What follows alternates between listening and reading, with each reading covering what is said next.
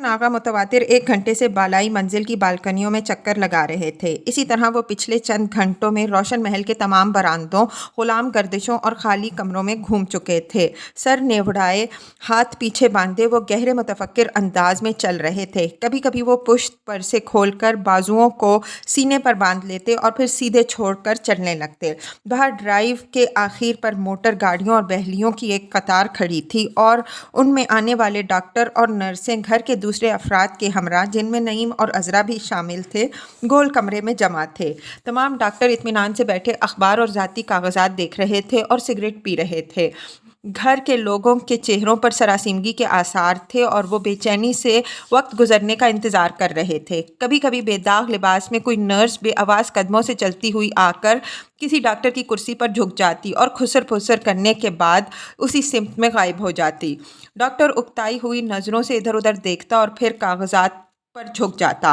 अंदर बड़े बड़े तवील कमरों के पीछे कहीं से धीमा मक्खियों के भुनभुनाने का सा शोर उठ रहा था।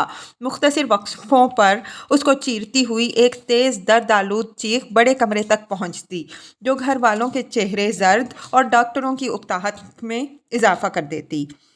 बाहर बरामदों, जीनों और गैलरियों में घर के नौकर, महरियाँ और माली एक बेकार मसरूफियत के साथ एक दूसरे के पास से गुजर रहे थे। ख़ास तौर पर औरतें खामोश हंसी से गाल नचाती हुई मुसलसल इधर उधर भाग रही थीं और अपने खावंदों के अलावा दूसरे मर्दों के करीब से गुजरते हुए बेवजह तौर पर मुस्कुराई जाती थीं। उनके बाजू चांदी के मोटे मोटे कड़ों और कंघनियों से कोनियों तक छुपे हुए थे और शोर करने के डर से वो इन्हें थामे हुए थीं। रोशन आगा को लकड़ी के बड़े जीने पर से उतरते हुए देखकर वो सब सायों की तरह कमरों में से गायब हो गए। उन्होंने दोनों हाथ ऊनी ड्रेसिंग गाउन की जेबों में गहरे ठोंस रखे थे और तेज़ आसाबी चाल से चल रहे थे। दरवाजे पर आकर वो रुके और एक तवील मुश्ताक निगाह कमरे की सारी गोलाई पर फेंकी। एक सफ़ेद फार्म नर्स एक सफ़ेद फार्म डॉक्टर से हिदायत लेकर वापस जा रही थी। उसके गायब होते ही वो अजियतनाक चीख बुलंद हुई। रोशन आगा उजलत से मुड़कर चलने लगे। बरामदे की लंबाई तय करते हुए वो कई जगह पर रुके, पाम के पत्तों को तोड़कर दांतों में चबाया, नाखून से बरामदे के सुतून पर लकीरें खींची और जर्द रंग की बेल में से चिड़ियों को उड़ाया। जब वो दोबारा दरवाजे के सामने से गुजरे तो उनके दोस्त डॉक्टर अंसारी उठकर उनसे आ मिले। हेलो रोशन आगा, सुनहरे रंग की सिगारदानी खोलकर बढ़ाते हुए वो बोले। नहीं डॉक्टर, शुक्रिया, तंबाकू की ख्वाहिश नहीं है। लेकिन डॉक्टर, मेरे पहले 2 बच्चे हो चुके हैं, पर यह हालत मेरी कभी नहीं हुई। उन्होंने एक थकी हुई सांस छोड़ी। शायद मैं बूढ़ा हो रहा हूँ। डॉक्टर नीम तमस्खर नीम संजीदगी से हंसा। बूढ़े तो हम सब हो रहे हैं, पर यह कोई ऐसी बात नहीं। लेकिन क्या यह मुमकिन है डॉक्टर? उन्होंने रुक कर पूछा। कि यानी आखिरी बच्चे से कमोबेश 20 साल के बाद? यानी क्या तुम्हें यकीन है कि?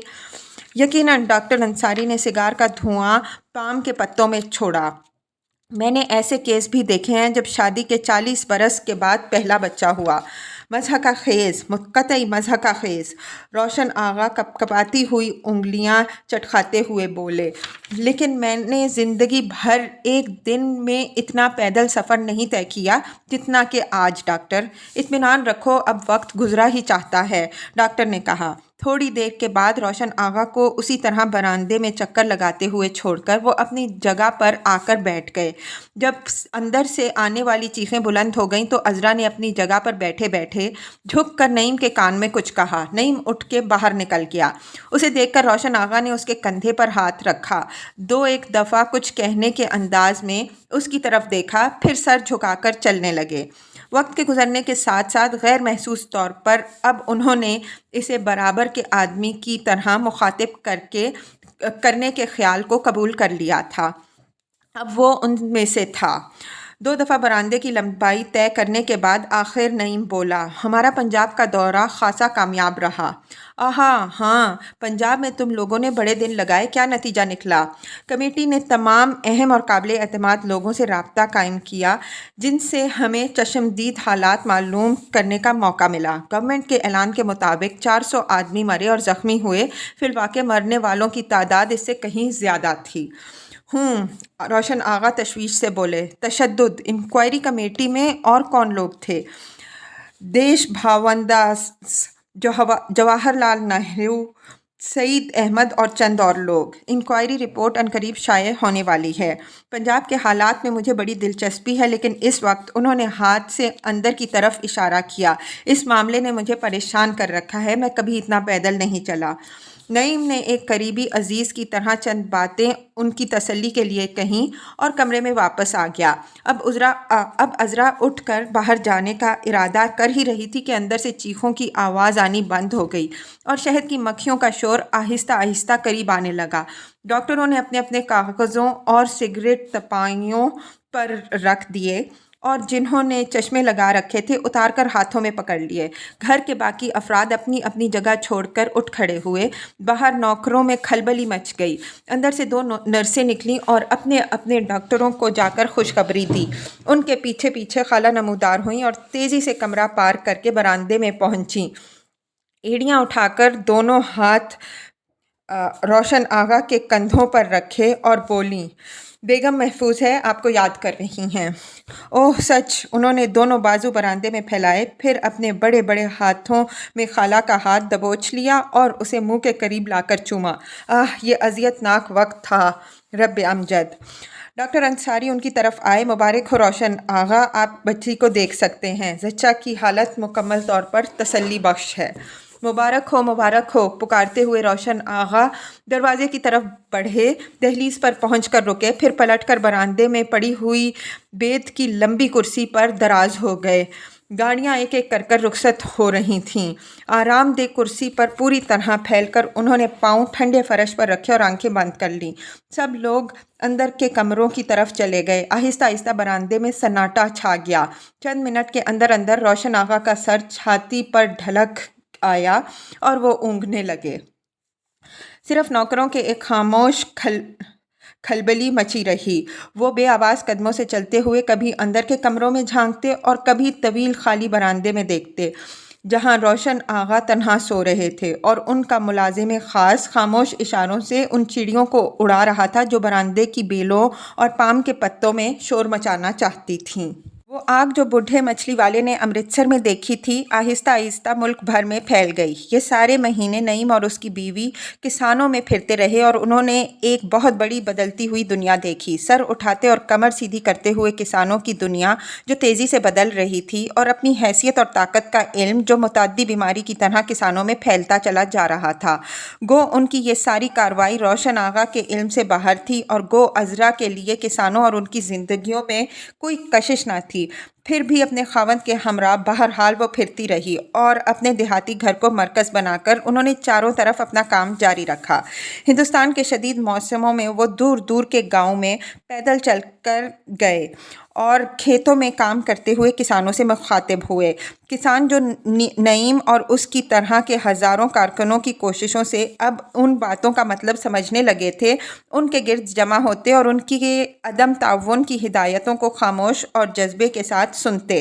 पहले पहल उनकी ये बातें वहशतनाक मालूम हुईं, क्योंकि इन बातों में कोई फ़लसफ़ा न था और ये सीधी सादी नंगी बगावत की बातें थीं। अनपढ़ और पैदाइशी लाइल्म किसानों के लिए ये कबूल करना मुश्किल था कि उनकी ज़मीनों का मालिक जागीरदार उनका मोहसिन नहीं बल्कि दुश्मन था। जब पहले पहल उन्होंने ये बातें सुनना शुरू की तो टैक्स की अदम अदायगी और ज़मींदार को उसके वाजिबी हिस्से से ज़्यादा अनाज ना देने के ख़्याल से उनका के दिल में खौफ और हरासनी के जज्बात पैदा हुए, और उन्होंने इन लोगों को जो ये सबक देते थे मुजरिम तस्वर किया, और उसके साथ ही दिल के चोर में उन्हें ये सारी बातें भाग गईं, और छोटी बड़ी इंसानी मुसर्रतों और आसाइशों की चाह ने, जिनसे वो अब तक महरूम रहे थे, कीड़ों की तरह उनके सीने में खलिश पैदा करना शुरू की, और उन्होंने बाहर से आने वाले इन लोगों को अकीदत की नज़रों से देखा, लेकिन ज़िंदगी का खौफ जो उनकी नस नस में बस चुका था उन पर छाया रहा था, और उन्होंने इन लोगों को अपने से अलहदा और मुख्तलिफ इंसान समझा और उनके करीब आने से घबराते रहे। लेकिन उन्हीं लोगों ने जब भूख और प्यास का इजहार किया, उनके पास बैठकर खाना खाया, पानी पीकर अल्लाह का शुक्र अदा किया, उनके खेतों और खलियानों में बैठकर हुक्का पिया और उनसे बातें की, उनकी फसलों और मवेशियों की बीमारियों के बारे में पूछा और मशवरे दिए, उनके हमरा ज़मीन पर सोकर रातें गुजारी اور سب کے ساتھ مل کر گایا اور کسانوں کی سادہ بے فن قصے کہانیاں سنی اور محظوظ ہوئے۔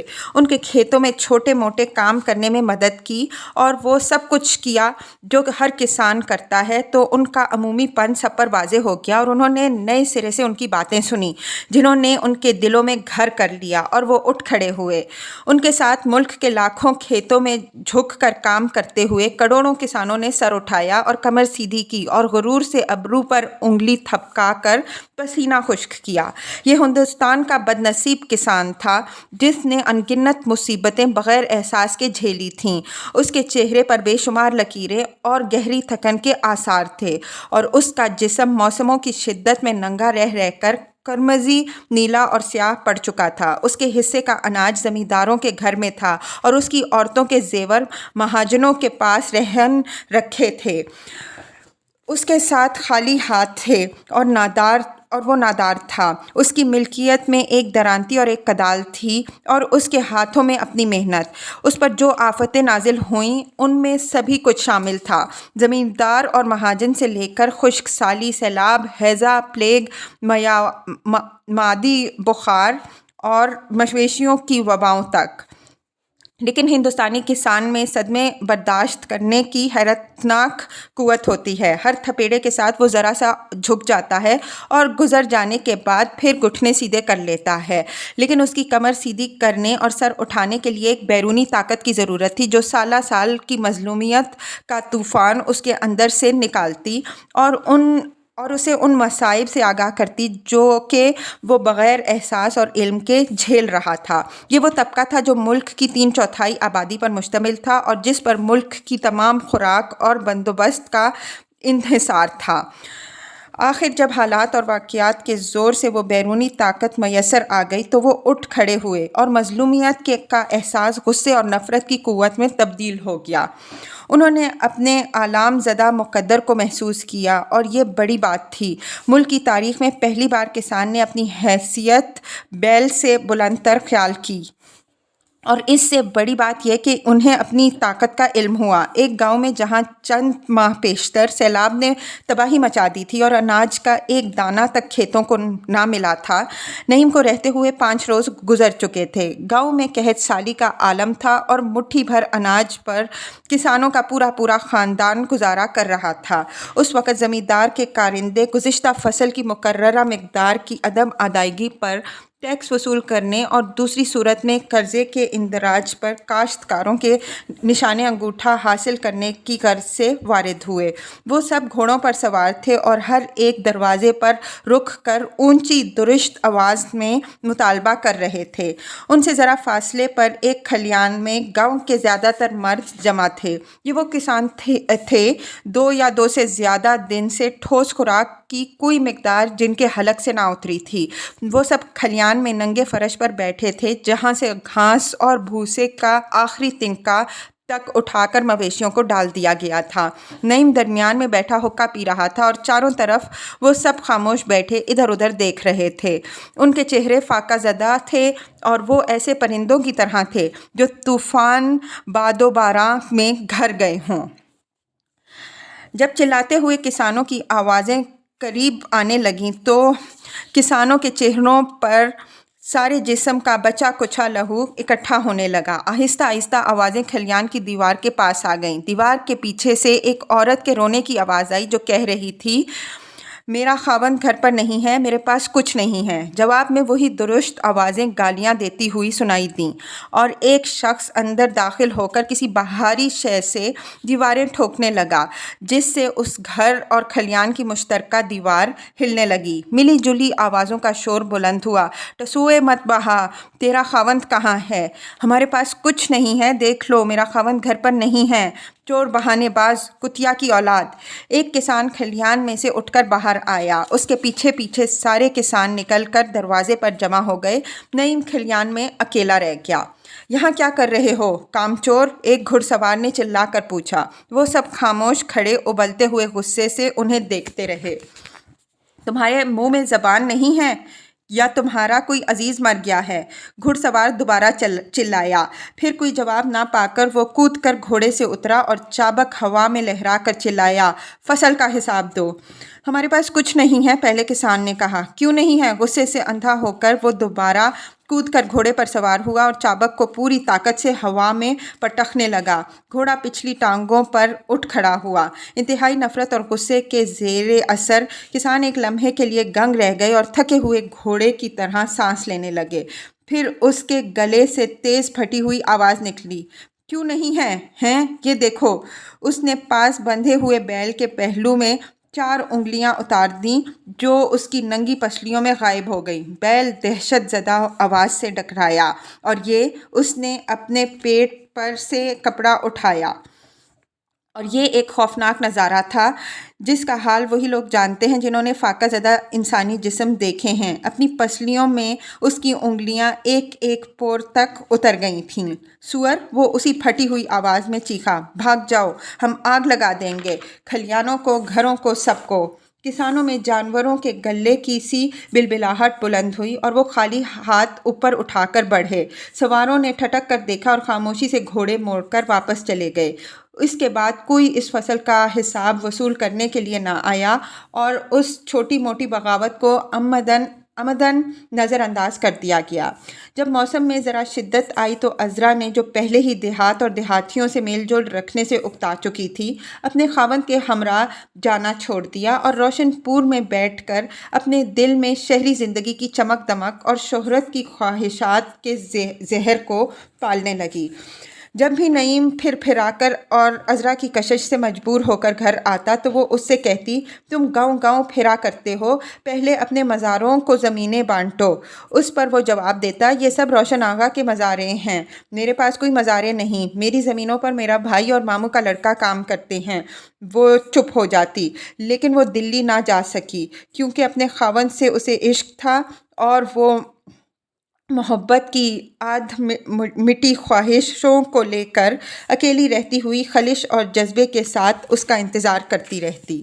نعیم اب مکمل طور پر کسانوں میں گم ہو چکا تھا۔ انفرادی طور پر کسی سے اس کے تعلقات نہ تھے کیونکہ ایک فرد کی حیثیت سے کسان موٹے دماغ کا، ان پڑھ اور غیر دلچسپ شخص ہوتا ہے اور اس کی سطح پر وہ نعیم کا دوست نہیں ہو سکتا، لیکن اجتماعی طور پر نعیم نے انہیں قابل اعتماد اور وفادار پایا۔ ان کا آدھ ننگا، گونگی لا علم آنکھوں والا ہجوم پالتو جانوروں کی طرح برتاؤ کرتا اور دیکھنے والے کے دل میں رحم کے جذبات پیدا کر دیتا۔ اجتماع کی شکل میں وہ ایک ایسی پھٹنے والی قوت کا یقین دلاتے جس پر مکمل بھروسہ کیا جا سکتا تھا۔ اس وقت ان کا نعرہ صرف ایک تھا، سوراج۔ اس ایک لفظ میں جو کانگریس نے انہیں دیا تھا، ان کی آئندہ زندگی کی آسائشوں کے تمام مبہم اور غیر مبہم تصورات شامل تھے۔ نعیم اور اس کے ساتھیوں نے یہ بہت بڑا، تیزی سے بدلتا ہوا منظر دیکھا اور محسوس کیا اور خود کو اس میں شریک پا کر محظوظ ہوئے۔ شروع میں پرنس آف ویلز کے ہندوستانی دورے کے سلسلے میں حکومت نے تمام سیاسی پارٹیوں کو دبانا شروع کر دیا۔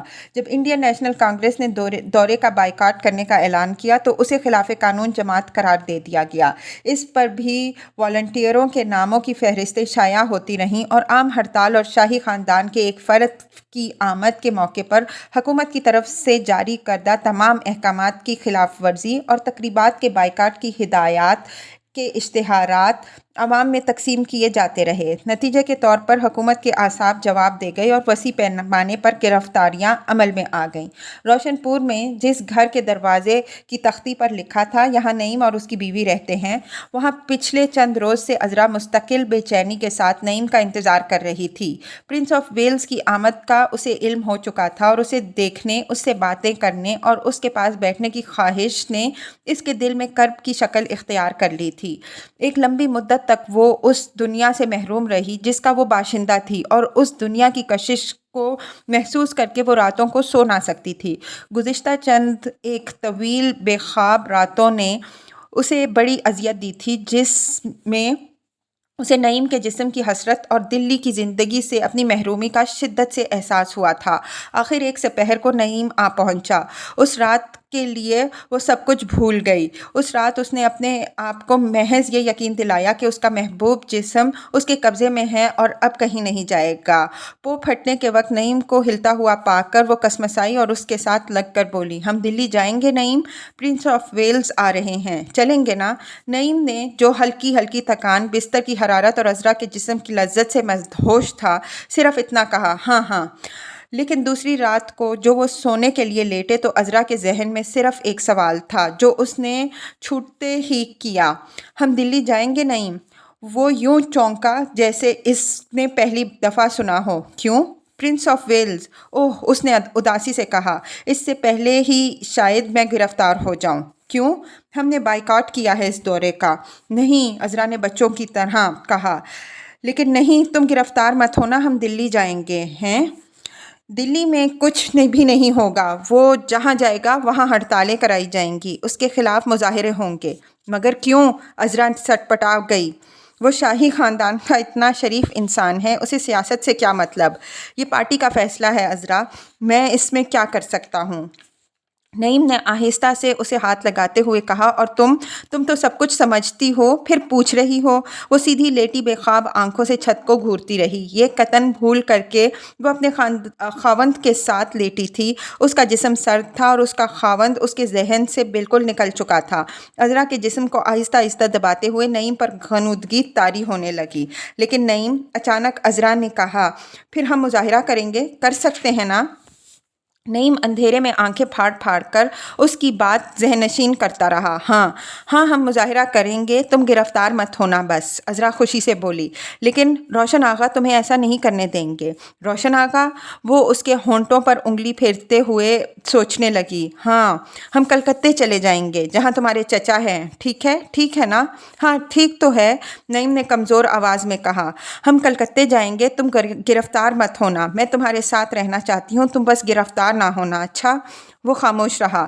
تم گرفتار نہیں ہوگے نا؟ وعدہ کرو نعیم۔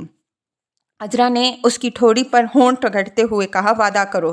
نعیم نے اس کی پشت پر ہاتھ رکھ کر دبایا۔ اچھا، اس نے جلدی سے کہا اور اپنی بیوی کے غالب آتے ہوئے ارادے سے بچنے کی کوشش میں اس کے جسم کا سہارا تلاش کرنے لگا۔ کلکتے کے صدر بازار کے فٹ پاتھ پر وہ 1 گھنٹے سے کھڑے تھے۔ بازار میں مکمل ہڑتال تھی، لیکن تماشائیوں کا پتلا ہجوم بند دکانوں کے آگے آگے گھوم رہا تھا۔ بازار میں بیچوں بیچ رستہ صاف تھا اور 2 رویہ غیر ملکی اور مقامی پولیس کے آدمی کھڑے تھے۔ وہ اپنی تقریری وردیوں میں ملبوس مستعدی سے سیدھی قطاروں میں کھڑے تھے، خوبصورت دکھائی دے رہے تھے۔ سڑک پر انگریز فوجی اور پولیس افسر موٹر سائیکلوں پر گھوم رہے تھے۔ پرنس آف ویلز کا جلوس گورنمنٹ ہاؤس سے روانہ ہو چکا تھا۔ شہر کے تمام بازاروں اور گلیوں میں مکمل ہڑتال تھی۔ دکانوں اور گھروں کے دروازے بند تھے اور ان پر شناختی تختیاں لٹک رہی تھیں۔ لوگوں کی چالیں بے مصرف اور نگاہیں کوری تھیں اور 40 لاکھ نفوس پر مشتمل ایشیا کے اس سب سے بڑے شہر میں دنیا کا تمام کاروبار معطل ہو چکا تھا۔ فٹ پاتھ پر پھرنے والوں میں انسانوں کی نسبت مویشی اور کتوں کی تعداد زیادہ تھی، لیکن عوام کے عدم تعاون کے باوجود فوج اور پولیس کی بھاری تعداد کی مدد سے شہر پر تقریبی رنگ لانے کی کوشش کی گئی تھی۔ شہزادے کے جلوس کے راستے میں رنگ برنگ کی جھنڈیاں اور غبارے اڑ رہے تھے اور فاصلے فاصلے پر پام کے پتوں اور سرو کے مصنوعی پودوں سے بڑے بڑے استقبالیہ دروازے کھڑے کیے گئے تھے۔ نعیم ایک مدت کے بعد اس شہر واپس آیا تھا جو ساری زندگی میں اس کا محبوب شہر تھا۔ جس طرح دنیا میں نادار سے نادار شخص کو اپنے بچپن کا گھر محبوب ہوتا ہے، اور جس طرح ان زمانوں کو یاد کرتے وقت اس کے چہرے پر وہی دمکتا ہوا حسن پیدا ہو جاتا ہے جو لڑکپن کی عمر کے ساتھ مخصوص ہوتا ہے، اس طرح نعیم نے ان سارے زمانوں کو یاد کیا جو گزر چکے تھے، جب وہ درمیانے قد کا گورا سا لڑکا تھا اور روزانہ اس راستے سے جہاں پر اس وقت وہ اپنی بیوی کے ہمراہ کھڑا تھا اسکول کو جایا کرتا تھا، اور اس کے پاس رنگ برنگ پنسلوں کا ایک ڈبہ تھا جو وہ ہمیشہ اپنے بیگ میں رکھتا تھا اور صرف اپنے خاص دوستوں کو دکھایا کرتا تھا۔ ان میں یہ خوبی تھی کہ جس رنگ کی پنسل تھی اسی رنگ کی اس سے لکھائی بھی ہوتی تھی۔ اور اس کی نکر کی جیب میں بہت عرصے تک شیشے کی ایک خالی دوات رکھی رہی تھی جس میں اس نے تتلیوں کے چمکدار پر جمع کیے تھے، اور رات کو سونے سے پہلے جسے وہ اندھیرے میں جیب سے نکال کر تکیے کے نیچے رکھ دیتا تھا، کیونکہ اس میں اس قدر قیمتی، اس قدر خوبصورت تتلیوں کے پر تھے جو ہاتھ لگانے سے ٹوٹتے تھے۔ پھر ایک روز سمندر کے ساحل پر ریت میں کھیلتے ہوئے وہ دوات کہیں گم ہو گئی اور ہمیشہ کے لیے اسے یاد رہ گئی، جیسے گمشدہ محبوب چیزیں ہمیشہ یاد رہتی ہیں۔ اسے تلاش کرتے ہوئے اس نے ریت پر سے بہت سارے چمکدار پتھر اور سیپیاں چن کر جیبوں میں بھر لی تھیں، لیکن شیشے کی وہ دوات ہمیشہ اس کے ذہن میں چمکتی رہی، اور اس کے ذہن میں اور بھی بہت کچھ تھا، جس میں اس کے اسکول کے دوست، نیلی آنکھوں اور بھورے بالوں والے گول مٹول بچے، اور راستے پر یہی لوگ گندمی اور سیاہ رنگ، موٹے جسم اور ٹھگنے قد کے یہ لوگ شامل تھے جو آج بھی اس طرح اس کے ارد گرد گھوم رہے تھے۔ ان کے جسموں پر اسی طرح سفید دھوتیاں لپٹی تھیں، اور ان کے ہمراہ ان کے لمبے سیاہ بالوں اور خوبصورت آنکھوں والی عورتیں تھیں جن کے چہرے گندمی تھے۔ یہ اور اسی طرح کی ہزاروں چھوٹی چھوٹی چیزیں، ان سب کو یاد کر کے نعیم نے دل میں پرانی یادوں کی خلش محسوس کی، وہ خلش جو ہر شخص، خواہ وہ کسان ہو یا شہری، مہذب ہو یا غیر تہذیب یافتہ، زندگی میں کبھی نہ کبھی ضرور محسوس کرتا ہے۔ سڑک پر اب فوجی گاڑیوں اور موٹر سائیکلوں کی آمد و رفت تیز ہو گئی تھی، اور قطار میں کھڑے بابردی جوانوں کی فوج سلامی کی ہدایت دینے والے کڑک کڑک کر بول رہے تھے۔ عذرا نعیم کا بازو تھامے اس کے ساتھ لگ کر کھڑی تھی، اور اس کا چہرہ زرد تھا۔ ان کے ارد گرد مجمع کم ہوتا جا رہا تھا۔ کاغذ تمہاری ساڑی میں ہے؟ نعیم نے پوچھا۔ ہاں، عذرا نے اس کی طرف دیکھ کر ہولے سے کہا۔ اس کی آواز سے اس کی گھبراہٹ ظاہر تھی۔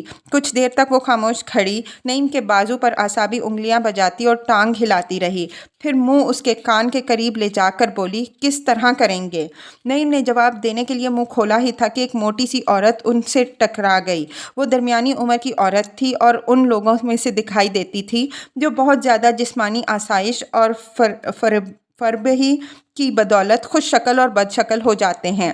وہ پٹری پر چہل قدمی کرتے ہوئے ایک بیل سے بچنے کے لیے ان سے ٹکرا گئی تھی، حالانکہ نعیم کو اس مضبوط عورت کے بیل سے ڈرنے کی کوئی وجہ دکھائی نہ دی۔ اس نے عورت کی ساڑی کا گرا ہوا پہلو زمین پر سے اٹھا کر اس کے سر پر رکھا اور پلپلے کندھے کو آہستہ سے تھپ تھپایا۔ عورت جو تھکے ہوئے گھوڑے کی طرح ہانپ رہی تھی، تشکر سے ہنسی اور جلدی سے گزر گئی۔ نعیم نے چند لمحے ان لوگوں کے گزرنے کا انتظار کیا جن کا راستہ عورت اور بیل نے روک رکھا تھا، پھر عذرا کی طرف جھک کر بولا، ہمارے پیچھے دکان کا بورڈ میری پہنچ میں ہے، اس پر لگائیں گے۔ اچھا۔ عذرا نے پیچھے دیکھے بغیر بے خیالی سے کہا اور ایک ٹانگ ہلاتی رہی۔ نعیم نے تشویش سے اس کی طرف دیکھا۔ گرفتار تو اسی وقت کر لیے جائیں گے، دیکھنا یہ ہے کہ کہیں مظاہرے سے پہلے ہی نہ پکڑ لیے جائیں، اس نے کہا۔ عذرا نے سنا یا نہیں اس کا اسے پتہ نہ چل سکا۔ وہ اسی طرح سڑک کی طرف منہ کیے کہیں بھی نہ دیکھتی ہوئی خاموش کھڑی رہی۔ اس کے بعد وہ زیادہ تر خاموش رہے، کبھی کبھی چھلکتی ہوئی نظروں سے ایک دوسرے کو دیکھ لیتے۔ ان کے سامنے سے گزرتی ہوئی شہریوں کی ایک ٹولی ٹھٹک کر رک گئی۔ وہ سب کے سب خالص بنگالی باشندے تھے اور بڑی فرصت سے سڑک کا نظارہ کر رہے تھے اور آہستہ آہستہ باتیں کرتے ہوئے گزر رہے تھے، مگر اب وہ اچانک خاموش ہو کر ایک شخص کو دیکھ رہے تھے جو ان کے درمیان آ کر رک گیا تھا۔ اس نے سفید کھدر کا لباس پہن رکھا تھا اور چہرے سے پڑھا لکھا بنگالی معلوم ہو رہا تھا۔ کیا دیکھ رہے ہو؟ یہاں کیوں جمع ہو؟ وہ چاروں طرف دیکھ کر دبی ہوئی غصیلی آواز میں بولا۔ دکانیں اس لیے بند کی تھیں کہ ان کا استقبال کرو۔ جاؤ، چلے جاؤ، ایک ایک شخص، خدا کے لیے۔ آنن فانن وہ ٹولی تتر بتر ہو گئی۔ غالباً اس کی طرح کے اور بھی کئی لوگ وہاں پہنچ چکے تھے جو انہوں نے جگہ جگہ پر کھڑی हुई और हरकत करती हुई कई टोलियों को बिखरते और गायब होते हुए देखा था। हर तरफ से लोग गलियों में और बाजार के मोटरों पर नज़रों से ओझल होने लगे। उनके देखते ही देखते पटरियां वीरान हो गईं और शहरी लिबास में इंसान की शक्ल खाल खाल नज़र आने लगी। उनके इर्द गिर्द कुत्ते और बैल फिरने लगे। कुछ वक्त इसी वीरानी के आलम में गुजरा। फिर उन्होंने एक फ़ौजी लारी मोड़ पर नमूदार होती और जन से गुजरती हुई देखी, जिसके पीछे वही खद्दर के लिबास वाला शख्स और उसके साथ 3 साथी बैठे थे। उनके ऊपर 2 मुसल्लह गोरे सिपाही खड़े थे। खद्दर पोश खामोश मुतमईन नज़रों से बाहर को देख रहा था। नईम ने हौले से मुस्कुराकर अज़रा को देखा। वो लारी पर से नज़रें हटाकर सामने देख रही थी। जर्द रू और नरूस। इसी वक्त बाजार के दूसरे सिरे से प्रिंस ऑफ वेल्स का जुलूस दाखिल हुआ। काशन देने वालों की कड़कदार आवाज़ें 2 रोइया सड़क के एक सिरे से दूसरे सिरे तक फैल गईं। उसके साथ ही फ़ौजी जवान जो खड़े सस्ता रहे थे, हथियार बजा बजा कर सीधे मुस्तैद फ़ौजी अंदाज में खड़े होते गए। फ़ौजी बैंड की वलवला अंगेज़ धुन आहिस्ता आहिस्ता करीब आ रही थी। फ़ौजी जवानों का जज्बा सरफरोशी फटने की हद तक पहुंच चुका था। खून को गरमाने वाली मौसीकी के ज़ेरे असर उनके सख्त अकड़े हुए जिस्मों में बेपनाह ताकत ऊद कर आ गई थी और उनका जी बेइख्तियार अपने बादशाह पर फिदा हो जाने को चाह रहा था। नईम ने फुर्ती से मुड़कर लटकता हुआ बोर्ड उतारना चाहा, लेकिन वो कीलों में उलझ गया। टीन की दीवार के साथ टकराने की आवाज़ पैदा हुई। इंतहाई घबराहट के आलम में ज़ेरे लब कोसते हुए नईम ने उसे ज़ोर से खींचा, जिससे उसकी रस्सी टूट गई और वो उसके हाथ में आ गया। वो अपनी जगह पर आ खड़ा हुआ। उसका चेहरा सुर्ख हो रहा था। बैंड के शोर में फौजी या पुलिस का कोई आदमी उसकी तरफ मुतवज्जे ना हुआ था। जहां उसने देखा कि दुकानों के चौबारों की खिड़कियों के पट नीमवा थे और उनमें से सैकड़ों चमकती हुई आंखें चोरों की तरह झांक रही थीं। नईम ने कोहनी अज़रा के पहलू में चुभोई और दबी हुई आवाज़ में बोला, ये लो, कागज़ निकालो। वो दम बखुद खड़ी नज़दीक आते हुए जलूस को देखती रही। क्या देख रही हो? कागज़ कहाँ है? नईम ने सटपटाकर उसके कान में कहा। उसी तरफ देखते देखते अज़रा धीमी गैर हाजिर आवाज़ में बोली, बोर्ड उतार लिया? हाँ, ये है। बैंड बजाते हुए शानदार वर्दियों वाले फौजी उनके सामने से गुजर रहे थे। उनके पीछे मोटरसाइकिल सवार का दस्ता था। फिर 4 घोड़ों वाली सुनहरे रंग की रीत, जिसमें अंग्रेज़ शहजादा गवर्नर साहब बहादुर के हमरा बैठा था। उनके सामने की सीट पर आगे की तरफ पुश्त किए 2 अंग्रेज़ औरतें बैठी थीं। वेल्स का शहज़ादा अपनी जगह पर सीधा बैठा था, खूबसूरत, मतीन और बावकार, जैसा कि शाही ख़ानदान के एक फ़र्द को होना चाहिए, लेकिन मुतरद्दिद। उसके दोनों जानिब रीत के पायदानों पर 2 ग्रेंडियल हिंदुस्तानी बॉडीगार्ड सुर्ख और सुनहरी लिबास में मुजस्सिमों की तरह सीधे साकत खड़े थे। ये बड़ी सी सुनहरी छतरी उस पर साया किए हुए थी। अचानक शहज़ादे ने नज़रें ऊपर उठाईं और देखता रहा। फिर वो ज़रा सा गवर्नर की तरफ झुका। गवर्नर ने भी उसी सिमत में देखा और उसके चेहरे पर सख्त नागवारी के आसार पैदा हुए। उसने मुड़कर पीछे की तरफ निगाह दौड़ाई, फिर सामने देखा। सरु के मसनूई दरख्तों से बने हुए तकरीबी गेट की लकड़ी पर बरकी रोशन से लिखे हुए ये अल्फाज बार बार ज़ाहिर हो रहे थे, tell your mother we are unhappy. Governor पीछे की तरफ देखता तो हुरूफ गायब हो जाते, सामने देखता तो उभर आते। उस पुरस्रार रोशनी के मंबे का पता ना चल रहा था। रीत उनके नज़दीक आता जा रहा था। गवर्नर अपनी खिफ्त छुपाने को नागवारी से हंस रहा था और कोई बात कर रहा था। शहजादा उसकी तरफ ध्यान दिए बगैर गहरी मुतरद्दिद नज़रों से बराबर उन अल्फाज को तके जा रहा था जो लकड़ी के तख्ते पर बन रहे थे और मिट रहे थे। उसके अलावा उसने अपने चेहरे पर फ़िक्रमंदी की कोई अलामत ज़ाहिर ना होने दी। उनको अपने सामने पाकर आखिर नईम ने कदम बढ़ाया। कागज़ निकालो, उसने कहा। वो शहजादे पर नज़रें जमाए खड़ी रही। नईम उसका बाजू हिलाकर नीची आवाज़ में चीखा, निकालो। वो सोई सोई आवाज़ में बोली, तुमने बोर्ड उतार लिया? हाँ हाँ, अच्छा मुझे दो। नईम ने बोर्ड उसके हाथ में ठोंस दिया, जो उसने हाथ लटकाए लटकाए पकड़ लिया और शहजादे पर से नज़रें हटाए बगैर सहरज़ैदी से खड़ी रही। उन्हें गुजरते हुए देखकर नईम ने सीधे हाथ के पूरे जोर से उसका बाजू मरोड़ा और सांप की तरह खामोशी से फनकारा, बदबख्त औरत, जल्दी करो। ओह, अज़रा के मुंह से निकला और वो इंतहाई रंज के मारे उसने नईम के कंधे पर सर रखकर आंखें बंद कर लीं। बोर्ड पांव पर गिर पड़ा। अब उनके सामने से घुड़सवार फौजी के जर्नैल, हुकूमत बरतानिया के नाइट वालियान रियासत और उनके बाद दर्जा बदर्जा सरकारी अफसरों की एक लंबी कतार अपनी अपनी जगह पर घोड़ों, रीथों और मोटरों पर से गुजर रही थी। दो रोया फौजी जवान सलामी देते हुए यूं खड़े थे जैसे गार्ड दिए गए हों। प्रिंस ऑफ वेल्स उस दरवाजे के नीचे से गुजरा जिस पर से रोशनी के अल्फाज को हटाकर अब अगले दरवाजे पर प्रोजेक्ट किया जा रहा था। अचानक प्रिंस के बराबर वाली गाड़ी से चंद लोगों का एक ग्रोह नमूदार हुआ। उनके जिस्म नंगे और स्याह थे और सर मुंडे हुए थे। उन्होंने अपने पीठों पर बड़े बड़े बोर्ड बांध रखे थे जिन पर लिखा था, tell your mother we are hungry. चंद सानिये में वो टोली गायब हो गई। थोड़ी देर के बाद उसी गली में से चंद गायें बाहर हाँक दी गईं, जो फौजियों के दरमियान से सर निकालकर खड़ी हो गईं।